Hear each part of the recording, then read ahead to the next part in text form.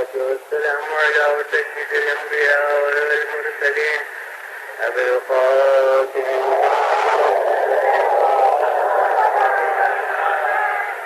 خاتم النبيين وآله الطيبين الطاهرين المعصومين من يومنا هذا إلى يوم الدين. أما بعد فقد قال الله سبحانه في كتابه المبين وهو أصدق الصادقين: جعلناك على شريعة من الأمر فاتبعها.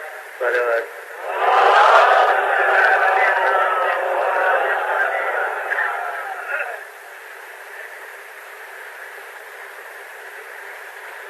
قانون اسلام کے ایک اہم جز پر کل تبصرہ ہوا، مگر بعض پہلو ایسے ہیں جو باقی رہتے وقت کی کمی کی وجہ سے. وہ سیرت پیغمبر خدا صلی اللہ علیہ وسلم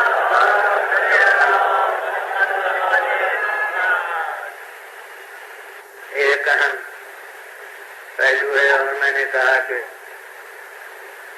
اس شعبے میں آ کر جہاں سے آواز اعتراض اٹھی ہے وہ براہ راست اس کا نشانہ قانون اسلام نہیں تھا، بلکہ اب سے اصل مقصود سیرت حضرت رسول کو اپنے نقطۂ نظر سے داغدار بنانا تھا.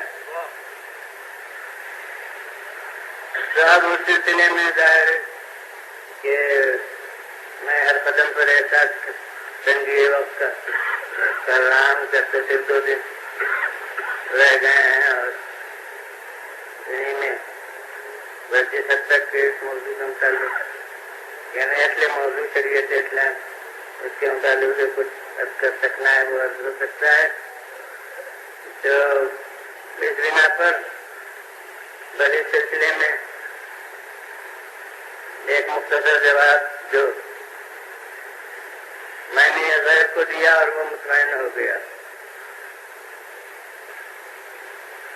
لکھنؤ یونیورسٹی میں 27 برس میں وہاں رہا، اس کے بعد آیا مسلم یونیورسٹی علی گڑھ. تو اس 27 برس میں بہت دفعہ اتفاق ہوا امتحانات کی نگرانی کا.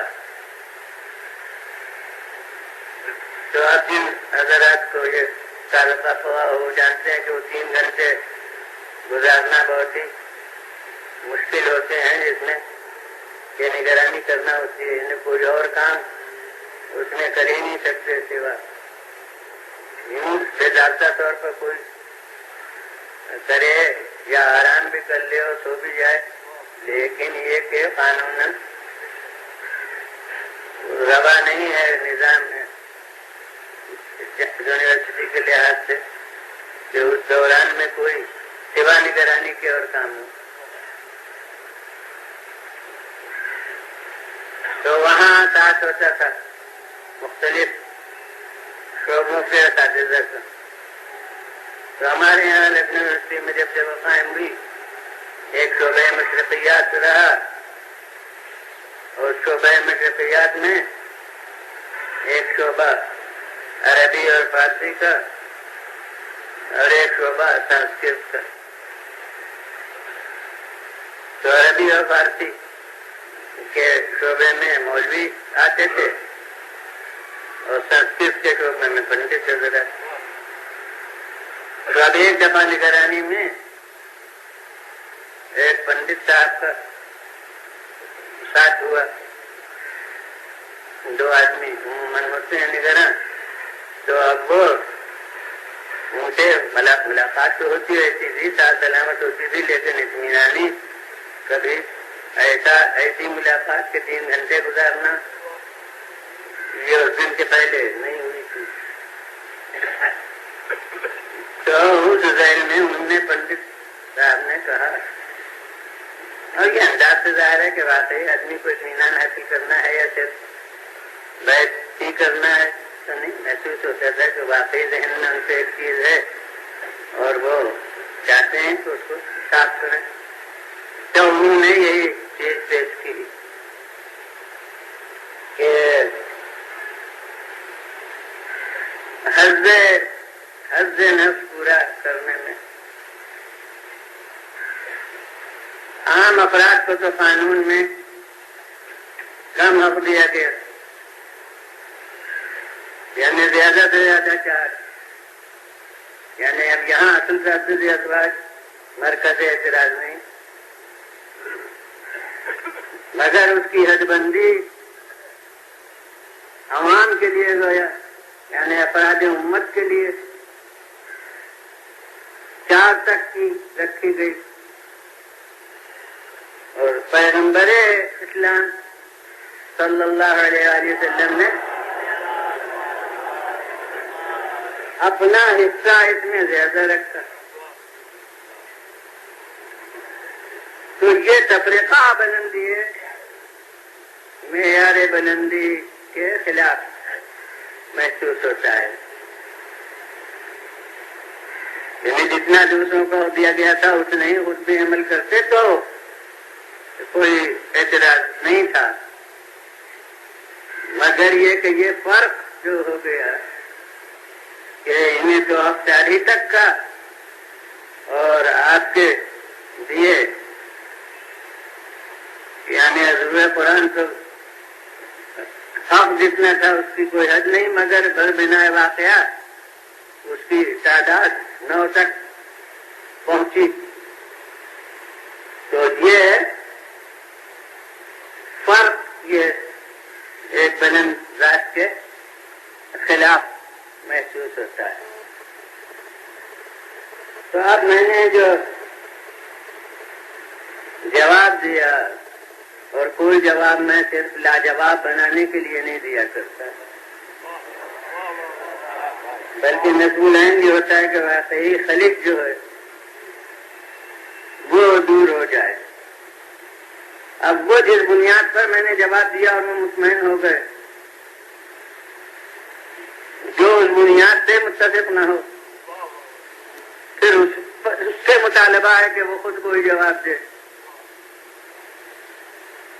مجھے ضرورت ہوئی کہ انہیں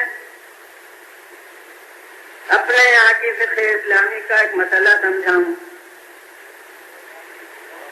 اور وہ مسئلہ یہ ہے کہ عقد کی 2 قسمیں ہیں، ایک عقد دائمی اور ایک عقد منقطع یعنی میعادی عقد، جس کا نام آپ سب یعنی مجمع کے حضرات جانتے ہوں۔ تو ایک نکاح دائمی اور ایک نکاح موقت، یہ 2 قسم کا عقد ہے۔ اب جو عقد کر رہا ہوں اسے یہاں بھی اور پھر اپنی جگہ صبر و سکون کے لمحات میں بھی غور کر لیجیے گا کہ بنیادی طور پر وہ درست ہے یا نہیں۔ میں کہا ہمارے یہاں قانون میں یہ 2 عقد ہیں۔ پہلا عقد جو ہے یعنی عقد دائمی، اس میں پابندیاں ہیں،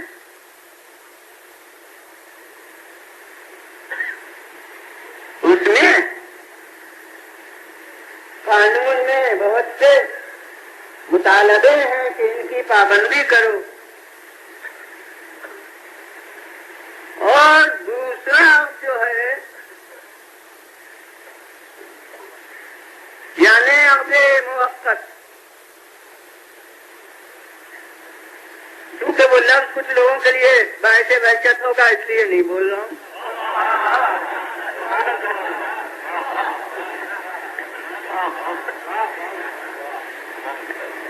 دوسرا عقد جو ہے بتعین میعاد، اس میں وہ پابندیاں نہیں ہیں،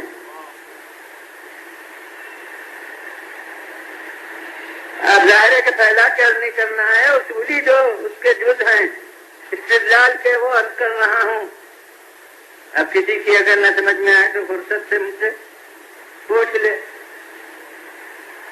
لیکن ایک ہے وہ عقد اور ایک ہے یہ، دو قسمیں ہیں ہمارے نزدیک قانون اسلام میں عقد کی.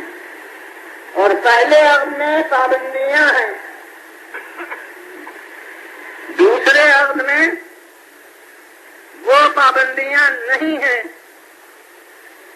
اور تعداد جو ہمارے لیے مقرر کی گئی ہے وہ پہلے عقد میں. دوسری قسم کے عقد میں کوئی پابندی تعداد کی مقرر نہیں کی گئی ہے، بقدر مطالبہ نے یا بقدر ضرورت. جو دانش مند ہوگا وہ تو بلا ضرورت پانی بھی نہ پیے گا. اصل تشریح تو وقت ضرورت کے لحاظ سے ہوئی ہے، لیکن اس قسم کا جو عقد ہے اس میں وہ پابندیاں، وہ حدود و قیود نہیں ہیں، اور اس میں کوئی تعداد قانون کی طرف سے مقرر نہیں کی گئی ہے. عقل تعداد مقرر کرے اور بات ہے،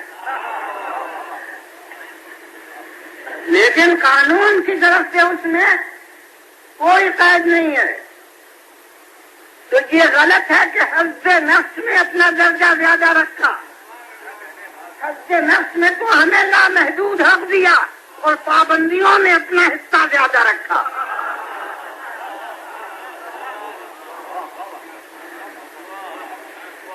اب ظاہر ہے ان سے کہنے میں ذرا کچھ اور آسان لفظیں بنانے کی کوشش کی، مگر ایسی بہرحال گفتگو تھی کہ وہ سمجھ گئے. انہوں نے کہا کہ بالکل میرا اطمینان ہو گیا. اگر یہ بات ہے تو بالکل صحیح ہے کہ حظ نفس میں حق عوام کو دیا گیا ہے زیادہ، اور پابندیوں میں درجہ اپنا زیادہ رکھا گیا ہے. یہ بالکل صحیح ہے، مگر اب میں آپ سے یہ کہتا ہوں کہ یہ جواب وہی دے سکتا ہے جو ابتدا کے پرسن اللہ کی ترمیم کو نہ قبول کرے.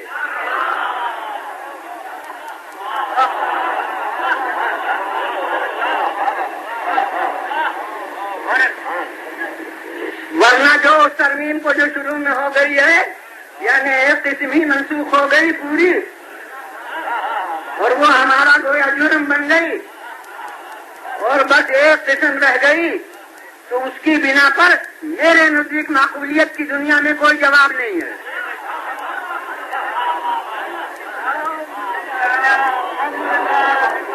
پھر بحث کرنا ہے تو آپ مقابلے میں وہ کرشن جی کو پیش کیجئے اور ان کی گوپیوں کو پیش کیجئے، اور وہ سب مناظرانہ انداز ہے. اس سے مخاطب لاجواب ہوتا ہے، دل کی تسلی نہیں ہوتی ہے. لیکن اگر دل کی تسلی ہو سکتی ہے تو اسی صورت سے کہ انہیں سمجھائیے کہ جو تم قانون اسلام سمجھتے ہو وہ ناقص قانون ہے. وہ پورا قانون تم سامنے رکھو تو پتہ چلے گا کہ یہ تمہارا اعتراض صحیح نہیں ہے. اب جو میں نے عرض کیا کہ بلا وجہ بلا ضرورت تو کوئی کام نہیں کرنا چاہیے. جسے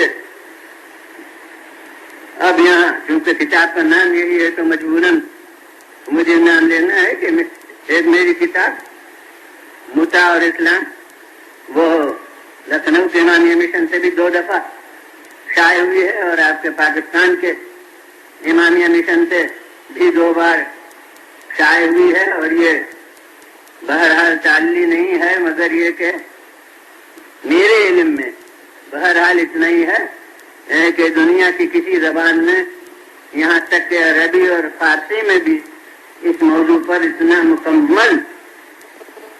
مکمل بحث کہیں نہیں ہوئی ہے.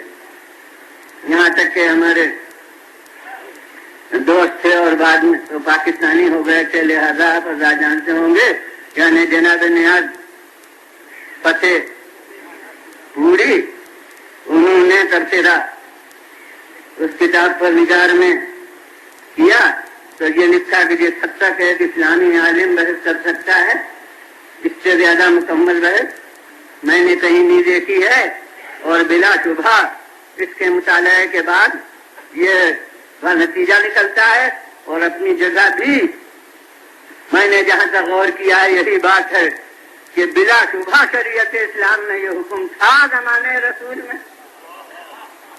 اور دوسرا فریق آج تک ثابت نہیں کر سکتا ہے کہ کل منسوخ ہوا۔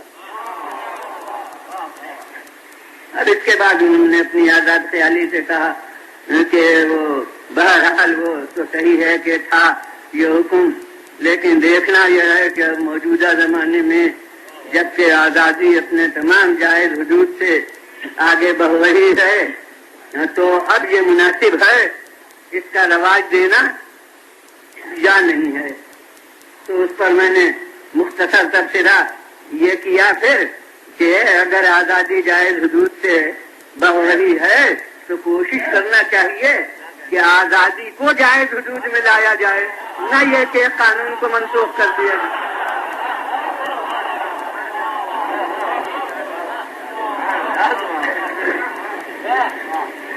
اور یہ تو دنیا کی ستم ظریفی ہے، یہ تعدد ازواج پر جو اعتراض ہے اس میں بھی، اور اس میں بھی جو ہے اعتراض کیا جاتا ہے، اور اعتراض ہی نہیں کیا وہاں سے اقدام بھی کر دیا گیا کہ اس جز کی خط تنقید پھیر دیا گیا۔ تو میں اس دنیا سے جو معترض ہے اس کو اس کے نقطۂ نظر اس کی ذہنیت کو پیش کر کے اور آپ سے فیصلہ چاہتا ہوں کہ ناجائز تعلقات کتنی ہی تعداد میں ہو کوئی اعتراض نہیں، اور کسی قانون میں جرم نہیں۔ وہ جب جبر کی منزل ہو تب جرم بنتا ہے، ورنہ بچراجی طرفین ناجائز تعلقات ہیں تو آج کل کے متمدن دنیا کا کوئی قانون اسے جرم نہیں سمجھتا، اور باضابطہ تعدد ازواج ہو تو اسے غیر قانونی قرار دے دیں۔ بے تحاشا بے دھوک وقتی طور سے طرح طرح خواہشات نفس کی تکمیل ہو تو وہ جرم نہ ہو، اور ایک ضابطے کے تحت میں اگر ہو تو کہیے اس میں اور ناجائز تعلقات میں کیا فرق ہے، تو شاید ایک دن کہہ چکا ہوں، اور پھر اب یہاں زیادہ وہ مرتبط ہے کہ دائمی تعلقات بھی تو کبھی ناجائز ہوتے ہیں، یا الٹ کے کہیے کہ ناجائز تعلقات بھی تو کبھی دائمی رہتے ہیں۔ تو جو فرق ناجائز تعلقات اور نکاح میں ہے وہی فرق عارضی ناجائز تعلقات اور اس عقد منقطع میں ہے۔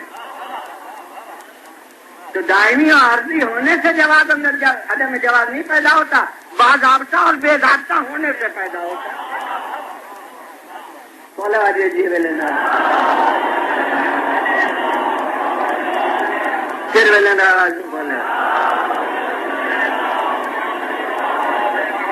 اب جناب اسی شعبے میں تعدد ازواج کے وہ ایک سوال جو قبل والے یعنی مرد عورت حقوق انسان کے بحث سے بھی متعلق اور اس سے بھی، وہ بھی ایک ایسا ہی موقع تھا کہ جہاں مطمئن کرنا تھا، اور بہت مختصر اطوار میں، یعنی جب تک میرا مستقل تعلق نہیں ہوا تھا مسلم یونیورسٹی سے، میں علی گڑھ میں وہاں لکھنؤ یونیورسٹی ہی سے متعلق تھا، تو میں پہلے تو 13 رجب میں جانا ہوا، اور اس کے بعد اسلامی ہفتہ وہاں ایک اس زمانے میں ہوتا تھا، 2 سال 3 برس 2 برس یا 3 برس وہ ہوا، تو پھر اس میں بھی میں مد ہوا 1 سال، اس میں ہمارے اور ابو لعلی مودودی صاحب بھی مدعو تھے، اور اس وقت تک وہ ہندوستان ہی میں تھے، تو ایک دن ان کا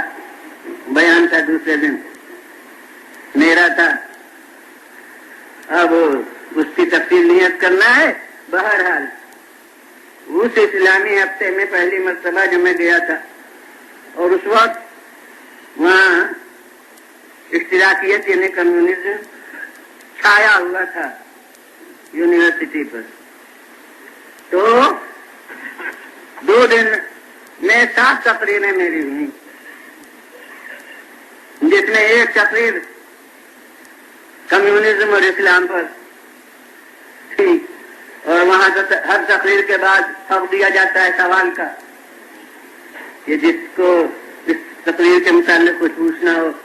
چنانچہ وہ مجمع و ظاہر ہے کہ اس میں اکثریت انہیں افراد کی تھی جو کمیونزم کے گرویزاں ہیں، کیونکہ اس وقت یونیورسٹی کا ماحول ہی یہی بنا ہوا تھا. اور میری تقریر جو ہوئی تو ایک ساتھ مصطفیٰ کامل وہ سیکرٹری تھے اس کے، اور معلوم نہیں دنیا میں وہ کس جگہ پر ہیں، اور ممکن ہے پاکستانی میں ہوں. بہرحال مصطفیٰ کامل صاحب یہ نام مجھے یاد ہے، طلبہ میں تھے.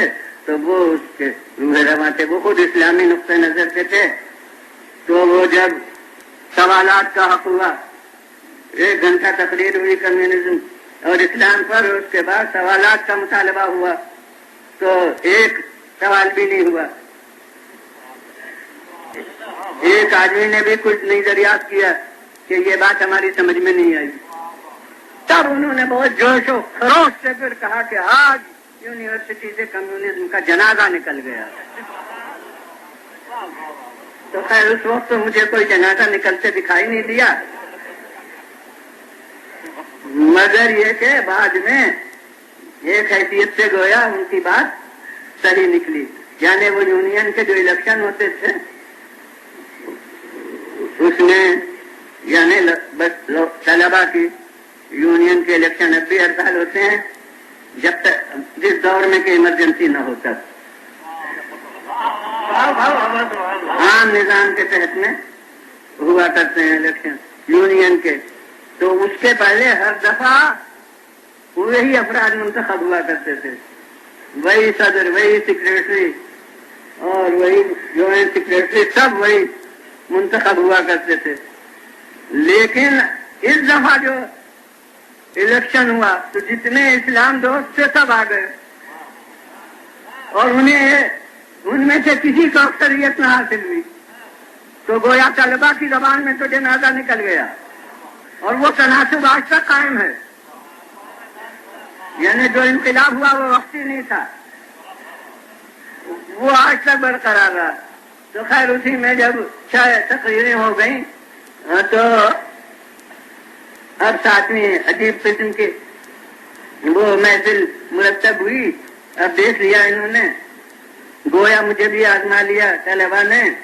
تو اب یہ اعلان ہوا کہ یہ اس لیے نشست ہے کہ یہاں کوئی کسی موضوع پر تقریر نہیں ہوگی، بلکہ جس کے ذہن میں کوئی سوال دین کے متعلق ہو.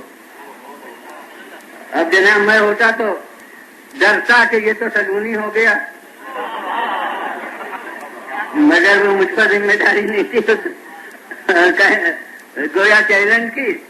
وہ ان طلبہ ہی نے یہ کہہ دیا کہ یہ اس لیے ہے کہ، اور مجھے شام کو جانا تھا، یعنی گاڑی جاتی تھی 2 گھنٹے کے بعد، اور اس وقت یہ اجتماع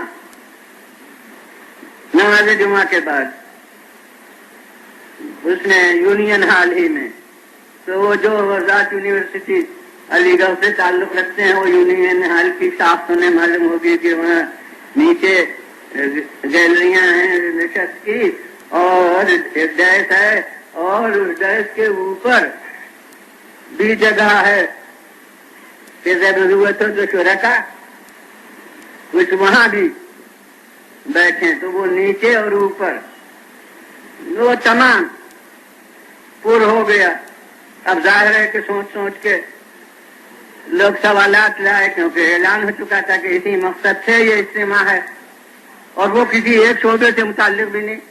تقریر کے بعد جو مطالبہ ہوتا تھا وہ تو اسی تقریر سے متعلق جو سوال ہوں، اور یہ تو جس کے ذہن میں جو آئے تو وہ جناب سوال داد. اور میں نے یہ طے کر کے جواب دینا شروع کیے کہ کوئی سوال کسی کا جواب 2-4 منٹ سے زیادہ نہ ہو، کیونکہ میری گاڑی چھوٹنے والی ہے۔ تو خیر وہ منزل آئی کہ اب پرا بند ہو گیا اور وہ اب کوئی سوال نہیں ہوتا، اور میرا وقت بھی قریب روانگی کے کہ ایک دفعہ اوپر سے یہ سوال ہوا یہی کہ مردوں کو تو 4 تک کا حق دیا گیا اور عورتوں کو 1 سے زیادہ کا حق نہیں دیا گیا۔ یہ کتنی بڑی گویا قانون ہے اسلام کی نا انصافی ہے۔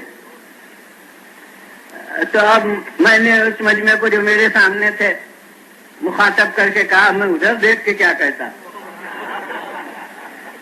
تو اپنے سامنے کے مجمع کو مخاطب کر کے میں نے کہا کہ یہ جو عالم بالا سے سوال نازل ہوا ہے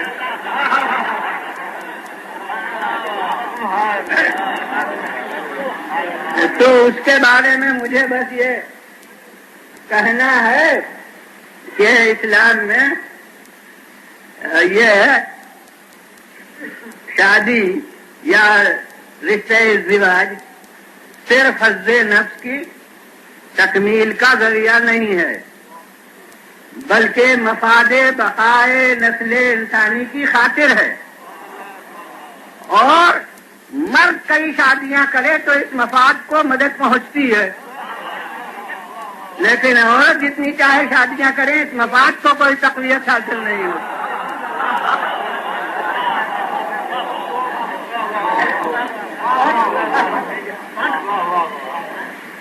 وہ اب سب خاموش ہو گئے، جواب ہو گیا، بلکہ وہ جو اظہار مسرت کا طریقہ ہے آپ کو معلوم ہے وہ بھی ہو گیا، اور میں نے کہا بس اب میں جاتا ہوں۔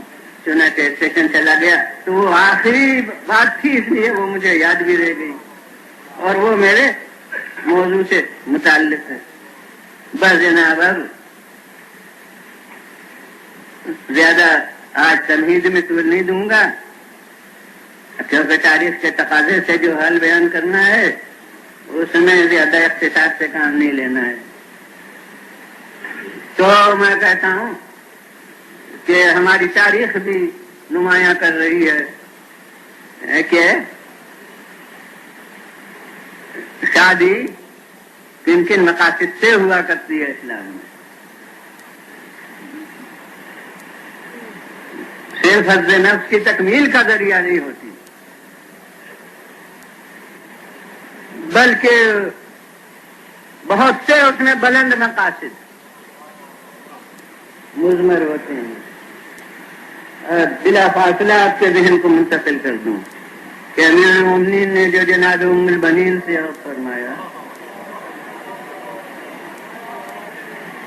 اس کا پس منظر آپ کو معلوم ہے، اور جناب زہیر ابن قین نے، یعنی اتنا، حالانکہ یہ بھی تاریخ کی حقیقت ہے جو بہت سے لوگوں کو معلوم ہے کہ زہیر ابن قین دوستان اہل بیت کی جماعت میں نہیں شامل تھے، یہ اس وقت تک بھارتی سے جماعت غیروں میں شامل تھے، مگر روایت کا تواتر اتنا بڑا تھا کہ دوسرے حلقوں تک بھی پہنچا ہوا تھا۔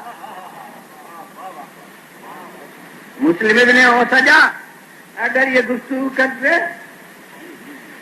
تو یہ پہلو نمایاں نہ ہوتا، جناب حبیب ابن مظاہر یہ گفتگو کرتے تو یہ پہلو نمایاں نہ ہوتا، اور اب جناب زہیر ابن قین معاف فرمائیں کہ یہ لوگ یہ گفتگو کر ہی نہیں سکتے تھے، اس لیے کہ یہ اب بات کو پہچانتے تھے، مگر یہ جناب زہیر ابن قین چونکہ نو والد تھے تو انہوں نے روز عاشور حضرت ابو الفضل عباس سے کہا کہ مجھے آپ کو ایک واقعہ یاد دلانا ہے، اور آپ نے ارشاد فرمایا بتاؤ وہ کیا واقعہ ہے؟ اور اس وقت جناب زہیر ابن قین نے کہا کہ جب حضرت علی ابن ابی طالب السلام نے آپ کی والدہ گرامی سے عہد فرمایا ہے تو آپ کو اس کا پس منظر معلوم ہے. وہ ظاہر ہے کہ سب کو معلوم تھا، انہیں معلوم نہ ہوتا، مگر یہ اخلاق آل رسول. فرمایا نہیں بتاؤ، جو کہنا ہے وہ کہو. تو ان کا حضور جب انہوں نے فرمانا چاہا ہے حضرت فاطمہ زہرا سلام اللہ علیہا کے بعد، تو انہوں نے آپ کے چچا جناب عقیل کو بلایا تھا. دیکھیے اب بات چیزیں پہلے کبھی وضاحت کی ضرورت نہیں ہوتی تھی، اب ضرورت ہو جاتی ہے کہ وہ علم امامت کو اگر بیچ میں لائیے گا تو کوئی تاریخی واقعہ سمجھ میں نہیں آئے گا. روزمرہ کا نظام حیات علم امامت و نبوت پر مبنی نہیں ہوتا تھا، اس لیے ظاہری ذرائع کو صرف کیا جاتا تھا. تو جناب عقیل کو بلایا آپ کے چچا کو اور ان سے فرمایا کہ آپ انصاب عرب سے واقف ہیں، کسی بہادر قبیلے کا پتہ دیجیے. کیوں؟ اس لیے کہ حسین تو رسول کا فرزند ہے. میں چاہتا ہوں میرا کوئی بیٹا ہو جو وقت آنے پر فرزند رسول کا قربان ہو.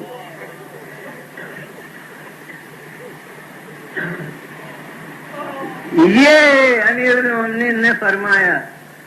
تو جناب عقیل نے آپ کے ننیال کا پتہ دیا اور کہا کہ وہ قبیلہ بہت بڑے بہادر اس میں پیدا ہوئے ہیں، اور وہاں انہوں نے بتایا کہ ایک لڑکی ہے اور وہ لڑکی زیادہ موزوں ہے، آپ اس سے اور فرمائیے. تو ان کے مشورے سے اس مقصد سے آپ کی والدہ گرامی کے ساتھ امیر المومنین نے اور فرمایا بس یہ تو بربنا اخلاق واقعہ پورا ان کی زبان سے سن لیا. جو ان کے گھر کی بات تھی لہذا کتنی دفعہ انہوں نے سنا ہو، بلکہ خود ماں نے بیان کیا ہو. یہ تو اخلاق سے کہ سن لیا، مگر جب سن لیا تو پھر تاب نہ رہی. اور آپ کو معلوم ہے سنتے رہے ہیں کہ رکابوں پر زور دے کے ایک انگوائی لی شیرانہ اور یہ کہا کہ اتشجعونی یا زہیر، اے زہیر تم مجھے شجاعت دلاتے ہو.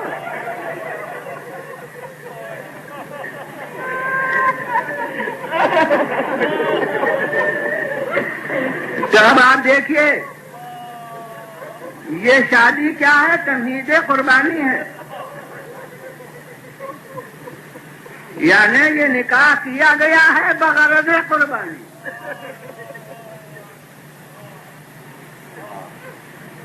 علی چاہتے ہیں کہ میری شرکت واقعہ کربلا میں ہو، اور وہ ہمیں کو نہیں سکھایا گیا کہ تم تمنا کرو کہ یا لیتنا کننا معکم، کاش ہم آپ کے ساتھ ہوتے اور اس عظیم کامیابی کو حاصل کرتے. اسی کو میں اکثر ان لوگوں کے جواب میں کہتا ہوں جو ہمارے گریے پر معترض ہیں. طرح طرح کے رخوں سے طرح طرح سے ہمارے گریے پر اعتراض ہوتا ہے. تو یہ بھی کہا جاتا ہے کہ گریا جو ہے وہ بزدلی ہے، یہ عورتوں کا کام ہے رونا، بہادروں کا کام رونا تھوڑے. میں چاہتا ہوں کہ ذرا سمجھ کے بات کیجیے. کسی خطرے پر میں ہو کر رونا بزدلی ہے، اور کسی اہم معرکے میں شرکت نہ کرنے پر رونا یہ بزدلی نہیں ہے. ہم زیر رایت ابو الفضل عباس ہوتے تو روتے نہ ہوتے. کربلا میں کیا حبیب بن مظاہر روتے ہوئے گئے؟ کیا مسلم ابن اوسجا روتے ہوئے گئے؟ کیا زہیر ابن قیم روتے ہوئے گئے؟ اصحاب میں سے کون تھا جو روتا ہوا دنیا سے گیا ہو؟ ارے قاسم بھی اس وقت تک روئے جب تک اجازت نہیں ملی.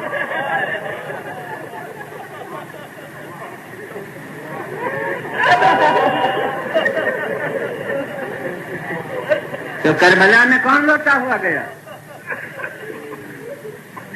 ہاں وہ ظاہر ہے کہ مصائب وہ پڑھنا نہیں ہے، جو پڑھنا ہے تو آپ کو معلوم ہی ہے.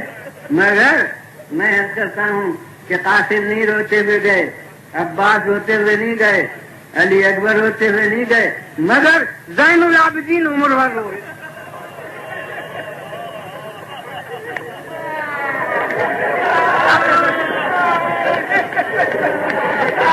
ماشاء اللہ بیٹا ہو گیا اجرکم علی اللہ. تو اب آپ رونے کا پس منظر سمجھے. اب ابو الفضل عباس نے کہہ دیا کہ دیکھنا کل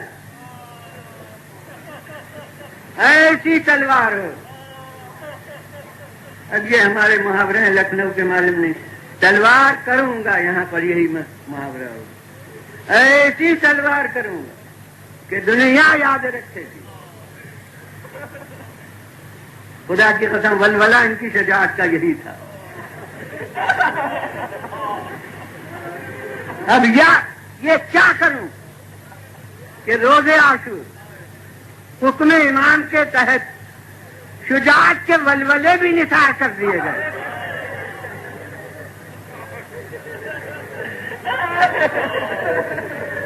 اور اسی لیے میں عام تصور کے خلاف کہتا ہوں کہ وفائے عباس وہ نہیں ہے جو میدان جنگ میں ہوئی. وفائے عباس وہ تھی جو میدان میں جانے سے پہلے دکھائی. عباس کے دل میں دل ڈال کے دیکھیے کہ اصحاب چلے جائیں اور عباس رہ جائیں. اور عباس کی زبان میں عرض کروں کہ بچپن کا ساتھی حبیب اس بڑھاپے میں جان قربان کر دے اور عباس جو اپنے کو غلام کہتا ہے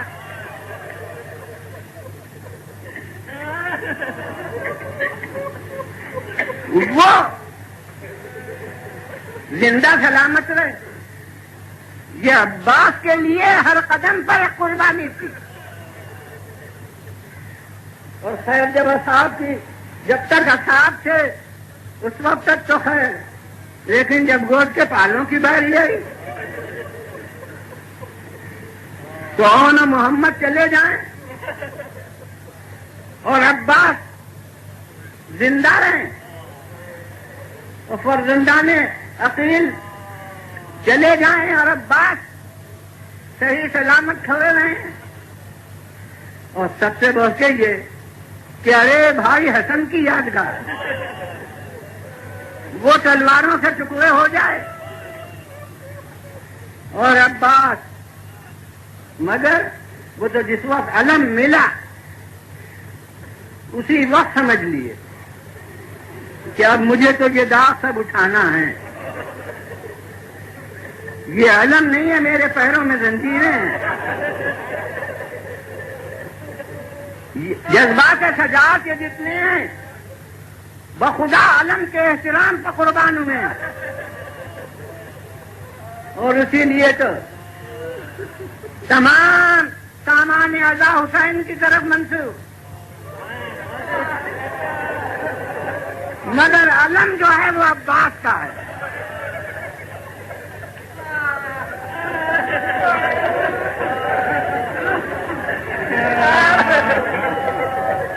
اور مصائب میں تمہید کوئی کہنا اصول داخلی کے خلاف، مگر میں رسمی اصول کا پابند نہیں ہوں. میں کہتا ہوں یاد رکھیے کہ ہمیں مثالیں معلوم ہیں کہ صفت اور موصوف میں تعلق ایسا ہوتا ہے کہ ایک سے ذہن دوسرے کی طرف منتقل ہو. نوشیروان کی لفظ کہی جائے تو ذہن میں عدالت آئے گی، خاتم کی لفظ کہی جائے تو ذہن میں سخاوت آئے گی، مگر میں جو فرق ہے وہ آپ کے سامنے عرض کروں، ذہن منتقل کروں کہ خاتم کا نام سن کر سخاوت ذہن میں آئے گی، لیکن سخی کی لفظ سے حاتم سمجھ میں نہیں آئے گا۔ نوشیروان کی لفظ سے عدالت سمجھ میں آئے گی، مگر عادل کی لفظ سن کے نوشیروان ذہن میں آئی یہ نہیں ہے، یعنی موصوف میں صفت نمایاں ہوئی ہے، صفت میں موصوف کا جلوہ نہیں آیا ہے، لیکن یہ شخصیتیں وہ ہیں کہ یہاں صفتیں کہیے، موصوف کا نام لینے کی ضرورت نہیں۔ یہ شروع رسول اللہ کے وقت سے امین کہا رسول سمجھ میں آئے، صادق کہا رسول سمجھ میں آئے، وہ مشرکین عرب کو نام لینے کی ضرورت نہ تھی، صفتیں تھیں جو موصوف کی طرف ذہن منتقل کر رہی تھیں۔ اسی طرح وہ بات پہنچی حضرت علی ابن ابی طالب علیہ السلام تک، تو یہاں یہ نہیں ہے کہ نام سے صفتیں سمجھ میں آئیں۔ مشکل کشا کہا تو علی سمجھ میں آئے، فاتح خیبر کہا تو علی سمجھ میں آئے، مولود کعبہ کہا تو علی سمجھ میں آئے، سابق الایمان کہا تو علی سمجھ میں آئے، یعنی صفتیں موصوف سے ایسی مختص ہوئیں۔ مگر بس اتنا ہی اصول ذاکری کے خلاف صاحب ذہن آپ کا فوراً موضوع کہ فاتح خیبر کہتے علی سمجھ میں آئیں گے، ارے ساقی کوثر کہہ کے علی سمجھ میں آئیں گے، مشکل کشا کہہ کے علی سمجھ میں آئیں گے، مگر علمدار کہہ کے علی سمجھ میں نہیں آئیں گے، عباس سمجھ میں آئیں گے۔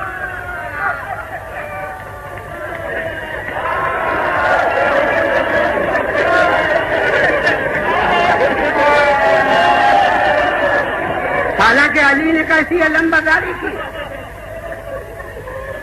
خیبر کا علم ہر میدان جنگ میں، اہم میدان میں علم ان کے ہاتھ میں، اور اتنا ہی نہیں، متفق علیہ حدیث رسول کہ دنیا ہی میں علمدار نہیں، آخرت میں بھی یہ علمدار۔ رسول نے فرما دیا کہ انت حامل اللوائی فی الدنیا والآخرہ، تم میرے علمدار ہو دنیا میں بھی اور آخرت میں بھی، اتنی بے نظیر علمداری۔ اور جناب جعفر طیار ان کی علمداری وہ بھی اسی شان کی ہے، دانا ہاتھ کٹ گیا عالم کو گرنے نہیں دیا، بایاں ہاتھ کٹ گیا عالم کو گرنے نہیں دیا، انہوں نے بھی آخر دم تک علم کو سنبھالا، ان کی علمداری بھی بے نظیر۔ مگر کیا کروں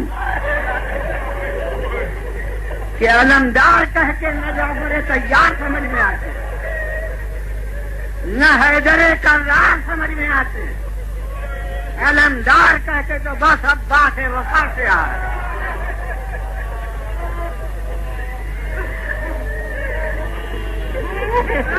تو ماشاء اللہ تو چاہتے ہوں گے مسائل میں بہرحال زیادہ وقت خرچ کروں، تب بھی آپ کے لیے کم ہی ہے، کیونکہ ہر غم سے آدمی گھبرا جاتا ہے، مگر یہ غم حسین ہے، یہ کوئی فطرت کی تشنگی ہے جس پیاس کو یہ بجھایا کرتا ہے۔ دنیا اندازہ نہیں کر سکتی اس نعمت کا جو غم حسین کی شکل میں ہم کو ملی ہے۔ تو ارباب اعضاء بہرحال اختصار مسائل میں نہیں ہو رہا ہے، مگر یہ کہ ممکن ہے آپ کا ذوق اعضاء اس سے بھی زیادہ طلبگار ہو۔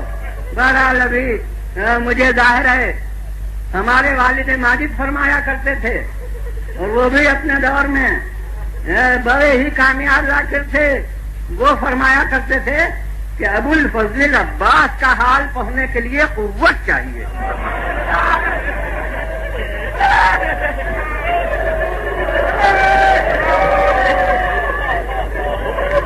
تو ظاہر ہے کہ میرا تقاضا عمر وہ نہیں ہے، میرا اندازہ وہ نہیں ہے، اس لیے جس شان سے جو حق ادا ہونا چاہیے وہ حق تو ادا نہیں ہو سکتا مگر ارباب ادا یہ جذبات علم پر قربان ہو رہے ہیں. جب تک اصحاب جا رہے تھے اس وقت تو ایک دفعہ بھی نہیں کہا کیونکہ خاندان رسالت کے ماحول میں پرورش پائی تھی. علی ایسے فتح و بلیغ کے بیٹے تھے تو بے محل ہے. ابھی کوئی عزیز نہیں جا رہا ہے. نظام یہ مقرر ہوا ہے کہ اصحاب پہلے چلے جائیں تو عباس کیوں کرتے ہیں. مگر جب عزیزوں کی باری آئی تو فرزندان مسلم جانا چاہتے ہیں. یہ کہتے ہیں مولا مجھے اجازت دیجیے اور مولا بالکل باضابطہ جواب دیتے ہیں کہ تم تو علمدار ہو. لیجیے فرزندان مسلم کے لاشیں آ گئے اور عباس علمدار ہونے کی وجہ سے کھڑے رہے اور اب کہہ رہے ہیں جب فرزندان جعفر آ رہے ہیں تو فرزندان جعفر کہتے ارے زینب کے فرزند وہ دونوں ہوں یا ایک ہو مگر جب فاطمہ زہرا حسین عباس میں فرق نہیں سمجھتی تو زینب جو بیٹی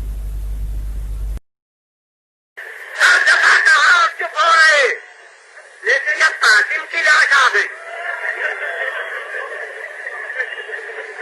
تو آپ فقط یہ نہیں کہا کہ ہم اب اس کے ساتھ تمیزی الفاظ ہیں جو پورے واردات کے قلب عباس کو نمایاں کرتے ہیں اور جلالت عباس سے دے رہا ہے. انتخاب الفاظ بہت مشکل ہے مگر کیا کروں فیصلے حقیقت مجھے یوں ہی سمجھ میں آ رہی ہے کہ مجھے تو الفاظ عباس ایسے محسوس ہوتے ہیں کہ جیسے کوئی سپاہی اپنے سردار کے سامنے آ کے ہتھیار کھولتے رکھتے جیسے ادھار عاجزی سنیے گا الفاظ. عباس کہتے ہیں اے مولا اب تو جا اٹھاتے اٹھاتے عباس کا سینہ تنگی کرنے لگا.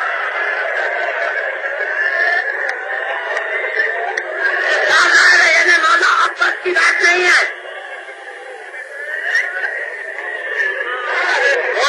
بارگاہ عباس میں اپنے اخوں کی درخواست ایسی انہیں کی بارگاہ میں پیش کروں گا. میں خود حضرت فضل عباس کو مخاطب کر کے کہتا ہوں جو آپ کے لیے دفتر مصیبت ہے. میں کہتا ہوں اے میرے آقا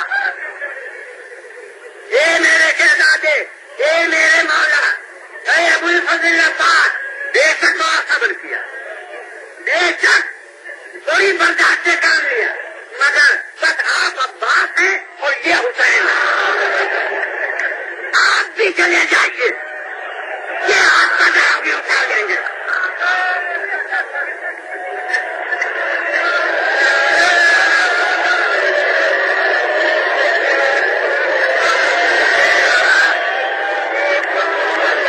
مگر اب مولا کیا فرماتے ہیں پہلے تو وہی بات آپ کا جملہ کا قانونی گویا بھائی بس یہ خیال تھا کہ تم علمدار ہو مگر اب عباس خاموش نہیں ہوئے. عرض کیا مولا آپ کو لشکر کہاں رہا جس کا میں علمدار ہوں. اب گویا مولا کے بعد جواب نہ تھا. آپ فرماتے ہیں کہ بھائی جاتے ہو تو پھر اب بھتیجی کے لیے پانی کی فکر کرو اور ماشاءاللہ آپ لوگ طرف ہیں.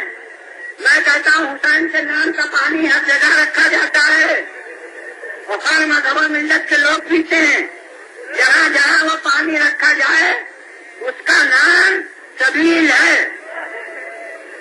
تو مولا نے عباس سے یہی کہا ہے کہ اے بھائی جاتے ہو تو پانی کی کوئی سبیل کرو. آج ہم گویا اپنے عمل سے کہتے ہیں کہ اے مولا اس دن تو سبیل نہ ہو سکی. آج ہر جگہ آپ کے نام پر ہر مذہب سے پیاسوں کے لیے سبیلیں موجود ہیں. آپ فرما رہے ہیں پانی کی سبیل کرو. اس کے معنی یہ ہے کہ پھر ذمہ داری سپرد کر دی اب عباس کا نصب العین لونا نہ رہا، پانی کا لانا رہا، مگر یہ تو حکم امام کو فرمان الہی سمجھتے ہیں، اس لیے سیدھے خیمے میں گئے۔ بس اب زیادہ سول لینا میری طاقت سے باہر ہے کہ گئے اور کہا سکینہ کہاں ہے؟ دیکھیے بچی کا دل کتنا بہہ گیا، ارے فوراً آئی، فرماتے بیٹی اپنی مشق لے آؤ، اپنی مشق لے آؤ۔ ارے سکینہ، کیا بتانے کی بات ہے کہ کتنی تیز رفتاری سے گئی، کتنی ممکن طاقت تھی اتنی تیز رفتاری سے گئی، اور دل کتنا بڑھ گیا کہ چچا نے خود مشق مانگی ہے اور لا کے مشق دے دی۔ بس اب طالب الوسطی سے درمیان میں کہا ہوگا، آج اس جز کو آخر میں کہتا ہوں کہ ہمارے یہاں بحمداللہ ہر گھر میں ادا خانہ ہے، تو مجھے لکھنؤ کا حال معلوم ہے، یہاں بھی وہی رسوم ادا آئے ہیں کہ کچھ علم تو 29 دن حصے لگ جاتے ہیں جب ادا خانہ مرتب ہوتا ہے، اور ایک علم ہے جو خاص 8 ربیع الاول کو، یوں تو سب علم نسبت حضرت عباس کی طرف رکھتے ہیں، مگر یہ علم خاص حضرت عباس کا علم کہلاتا ہے، اور یہ علم ذریع کے پہلو میں استادہ کر دیا جاتا ہے۔ جتنے اور علم ہوتے ہیں اس میں فقط بچہ ہوتا ہے، لیکن یہ علم جس کا نام ہے حضرت عباس کا علم جو 8 کو نصب ہوتا ہے، اس میں بچے کے پہلو میں پنجے کے پاس ایک مچھلی ہوتی ہے۔ اس نے میرے ذہن کو منتقل کیا ایک حقیقت کی طرف جسے تاریخ نے نہیں بتایا ہے، راویوں نے نہیں بتایا ہے، کہ یہ منظر ہمیں یہ اس واقعے کی طرف ذہن کو منتقل کرتا ہے کہ اب سکینہ نے لا کے جو مشق دی تو صاف تھا کہ دوسرا فریضہ عرض ہو گیا، لہذا یہ علم کو گوشے میں کھڑا کر دیتے، علم کو یہ زیادہ احتیاطی ثانیہ زہرا کے ہاتھ میں دے دیتے کہ اب علم کو سنبھالے رہیے، میں تو پانی لینے جاتا ہوں، مگر یہ تو اسے عطیہ مولا سمجھتے ہیں اور اس مشق کو بھتیجی کا عطیہ سمجھتے ہیں، لہذا نہ علم کو ہاتھ سے دیتے ہیں نہ مشق لینے سے انکار کرتے ہیں، مگر مشق کو لیتے ہیں تو اسی علم میں پنجے کے پاس فرہرے کے ساتھ اسے بھی آویزہ کر دیتے ہیں۔ گویا یہی نقشہ جو ہمارے سامنے ہے یہی عباس کے علم کا تھا، اور یہ ہے شجاعت عباس۔ کوئی اور ہوتا تو مقصد کو چھپاتا فوج سے، یہ ان کی بہادری ہے کہ انہوں نے مشق کو بھی علم بنا لیا، اور گویا پوری 30,000 فوج کو مخاطب کر کے کہہ دیا کہ دیکھو میں اس مشق کو لے جاؤں گا اور میں اسے دریا سے بھروں گا، اب اگر مجال ہو تو آ کے روکو۔ بس اب چند جملے کہ اب یہ تو فرات گواہی دے گی کہ وہ روک سکے یا نہیں۔ ارے دریا تک پہنچے اور پانی بھرا اور پھر نکلے اور پانی بھری ہوئی مشق کو علم کے ساتھ لے کے چلے۔ بس اب آخر میں یہی کہ آپ چشم دل سے دیکھیے کہ کیا جب سے عباس گئے ہیں بچے خیموں کے اندر بیٹھے ہیں؟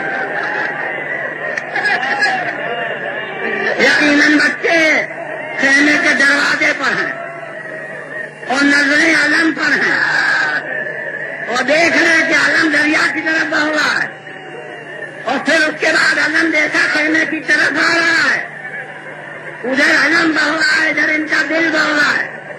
بس ایک دفعہ علم جھکا، سکینہ کا دل ہلا، مگر پھر سمجھ گیا کیا ہوا. شیر نے بائیں بازو پر علم کو لے لیا اور پھر ایک دفعہ علم جھکا اور پھر سمجھا. آپ جانتے کیا ہوا؟